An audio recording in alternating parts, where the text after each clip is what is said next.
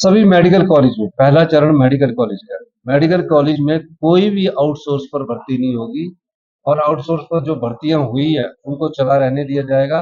नई नियुक्ति आउटसोर्स पर नहीं होगी और जो आउटसोर्स पर हमारी स्टाफ नर्सेज जो छोड़कर चली गई है उनकी जगह भी नहीं भरी जाएगी। सिर्फ रेगुलर और स्कीम बेस्ड भर्ती होगी ताकि आउटसोर्स वालों का जो शोषण होता है वो खत्म हो जाए और जो स्कीम बेस्ड होती है वो राज्य चयन आयोग के माध्यम से भरा जाएगा और आने वाले समय में वो रेगुलर करने में भी उनको कोई दिक्कत नहीं आएगी। सीबीएसई की भर्ती की टीचरों की हमने डेडलाइन 30 सितंबर तक दी है। बहुत तेजी से काम हो रहा है और इंग्लिश का रिजल्ट निकल चुका है, टीचर मैथ का रिजल्ट निकल चुका है, टीचर जोलॉजी का रिजल्ट निकल चुका है, टीचर केमिस्ट्री का रिजल्ट निकल चुका है, टीचर बायोलॉजी का रिजल्ट निकल चुका है, टीचर म्यूजिक का रिजल्ट निकल चुका है। म्यूजिक भी हम स्टार्ट करें सीबीएसई स्कूलों में।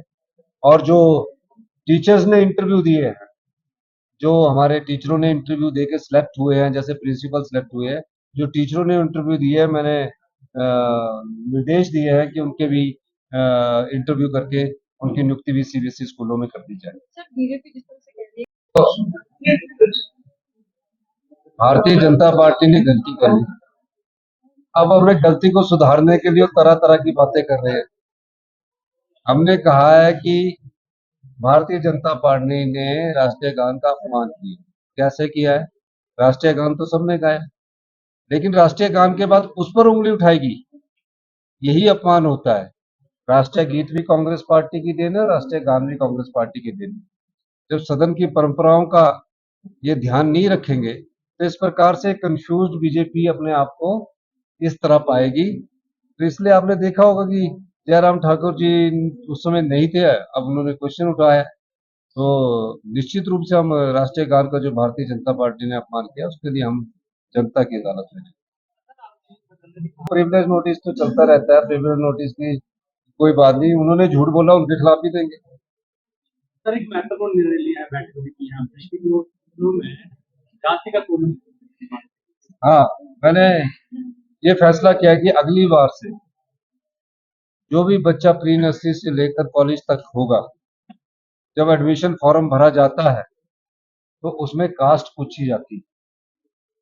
बच्चों में पहले ही अगर स्कूल से हम हीन भावना भर देंगे तो ये समाज के लिए भी अच्छा नहीं होता। इस दृष्टिकोण से जब मैं आज ऐसी कमीशन की बैठक की, मैंने कहा कि उसमें कोई भी ऐसा कॉलम नहीं होगा जिसमें किसी जाति के बारे में पता करना होगा। सिर्फ ये लिखा होगा, अगर उसने बेनिफिट लेना होगा उसका से वो लिख सकता है कि if any benefits wants from this scheme, तो अब उसको कुछ जाति मेंशन करनी पड़ेगी। और सभी के स्कूलों के एडमिशन फॉर्म में कॉलेज के प्रोस्पेक्टस में जाति सूचक जो है जिसमें हम जातियों की बात करते हैं वो बच्चों की हीन भावना को ना प्रदर्शित करे, इसलिए ये फैसला आज लिया। नर्सों की भर्ती